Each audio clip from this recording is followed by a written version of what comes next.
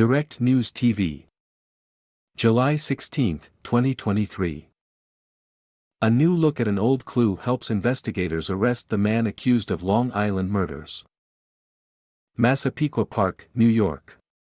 The first find was startling. A woman's skeletal remains cast into the dunes along a remote Long Island highway. Then came the shock. Days after that discovery in December 2010, police discovered parts of 3 more women nearby on a spit of sand known as Gilgo Beach. The remains of 6 other people were found along several miles of the same parkway during the next few months. An 11th person, whose disappearance had spurred the initial search, was found dead by the highway in December 2011. What became known as the Gilgo Beach murders, the victims mostly young women who had been sex workers, flummoxed investigators for over a dozen years. The case endured through 5 police commissioners, more than 1,000 tips, countless theories and supposed conspiracies. Then a fresh review last year tied an old clue, about a pickup truck linked to a victim's disappearance, to a new name, Rex A. Heuermann. Energized by the truck tidbit, investigators charted the calls and travels of multiple cell phones, picked apart email aliases, delved into search histories, and collected discarded bottles, and even a pizza crust, for advanced DNA testing, according to court papers. On Friday, Heuermann was charged with murder in 3 of the killings, and prosecutors called him the prime suspect in a 4th. Since the discovery of the first victim, there's been a lot of scrutiny and criticism regarding how this investigation was handled. I will tell you this, the investigators were never discouraged, Suffolk County Police Commissioner Rodney Harrison said. He vowed they would continue working until we bring justice to all the families involved.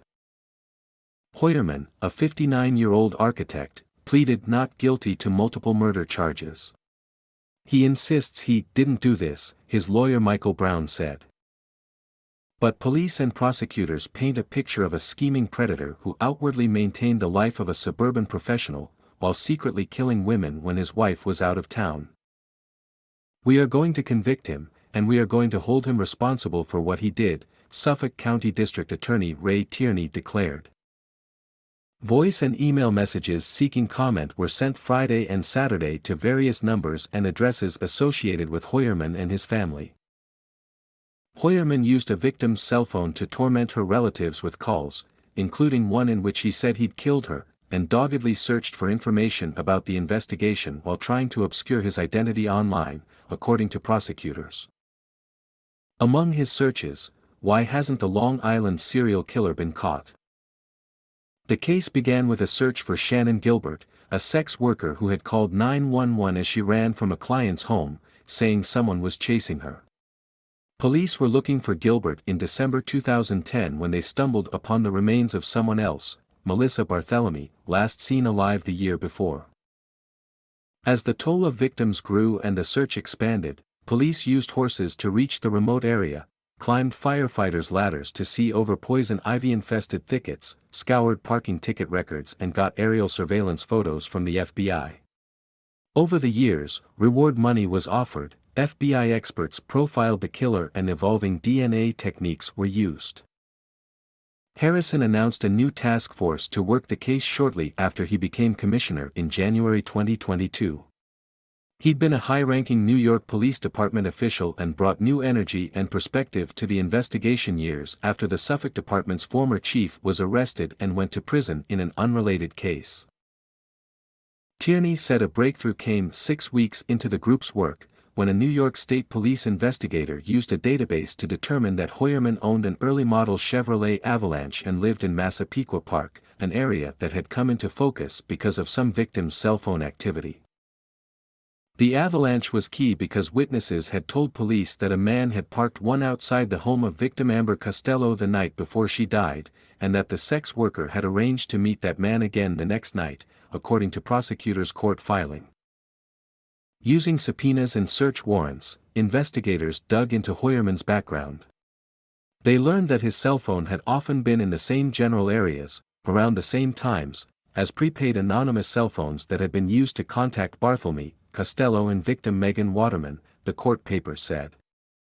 The burner phones and Hoyerman's phone sometimes even traveled together. His phone's location also roughly matched up with some places and times when a man used Barthelomy's phone to call her relatives after her disappearance, according to the documents. Combing Hoyerman's credit card records, investigators found payments to a dating site and followed that thread to uncover email addresses under fictitious names and more burner phones. The emails were linked to searches for violent pornography and information on the Gilgo Beach case, and to apparent selfies of Hoyerman that were sent to arrange sexual trysts, court papers said. The phones contacted massage parlors and sex workers as recently as this year.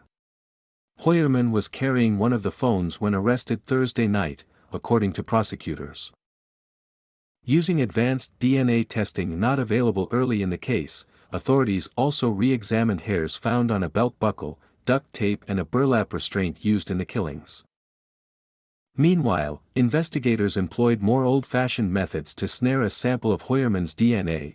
They tailed him and sifted through his garbage to pluck 11 bottles from his home bin and grab partially eaten pizza crusts that he'd tossed into a trash can on a Manhattan sidewalk.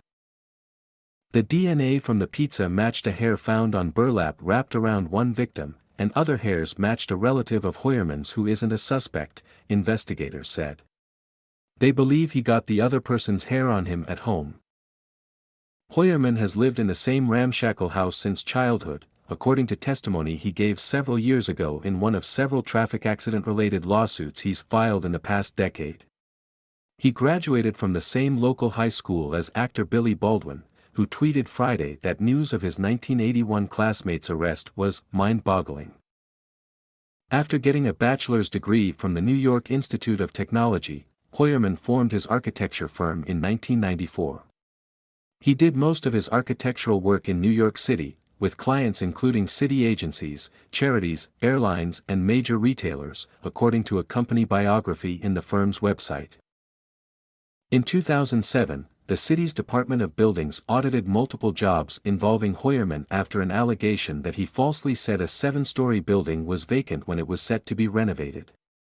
The audits didn't find any pattern of false filings or significant disregard for city regulations, and no disciplinary actions were taken, according to the department.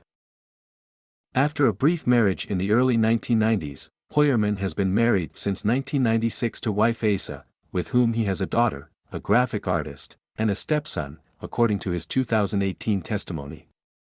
His wife, he testified, dropped him off at a nearby train station in the mornings.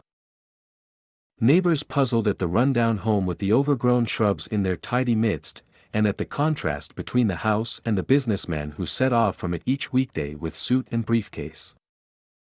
It was, neighbor Barry Auslander said, weird. My name is Kingsley. Please like, share, subscribe and hit that notification bell so you can be the first to be notified whenever we post. You won't regret it.